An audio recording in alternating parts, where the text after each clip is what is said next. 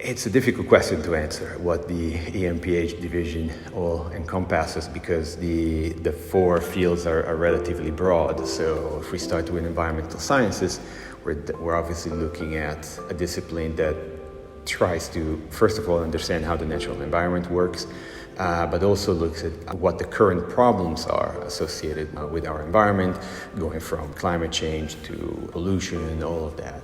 And we try also to see or explore and critically assess proposed solutions and think about how we can solve or at least address some of the issues that we are currently facing. Experiential learning is a big component of our courses, and we have different varied opportunities to do basically hands-on experiences for the students. We have lab courses, biology, physics, chemistry, all of them have dedicated lab sessions where the student can really do stuff hands-on, and that enhances their understanding of the material at hand. Math in higher education is mostly, again, this layer of calculus, statistics. And then, of course, after that, students have to be introduced in the concept of proof. So the way mathematicians work is usually they prove something, but also in computing, because nowadays a lot of new insight what math get is, so the classical way is doing it by proof. But in these ages, of course, I do a lot of computer simulation, and it's very interesting also to get mathematical insight, not by just doing it like Euclid did it 2,500 years ago, but rather using computers, running simulations, and getting insight from this. I think math can help in many areas, so it doesn't have to be really a math field. So I see this, of course, with the students graduating and having a minor in applied mathematics. They're not working as mathematicians later, but they need their math applied in all areas. So it's all over. So physics, of course, environmental sciences, but it's also true in many other areas.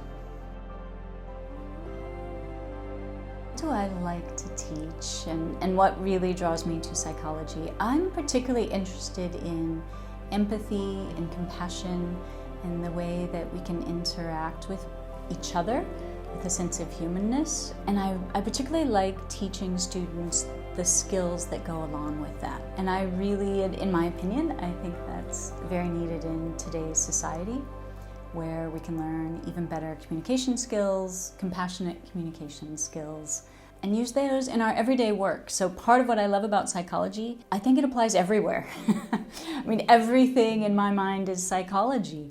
There's something very special about studying psychology at Franklin. There's this nexus at Franklin of interdisciplinary collaborations, so multiple degree programs having immersed conversations, very unusual. You have a multinational student body. So when teaching something like multicultural psychology, we're not just theoretically discussing it, we're talking about the lived experience as it relates to those theories. I think it's important actually for all of our students to have a certain degree of scientific literacy.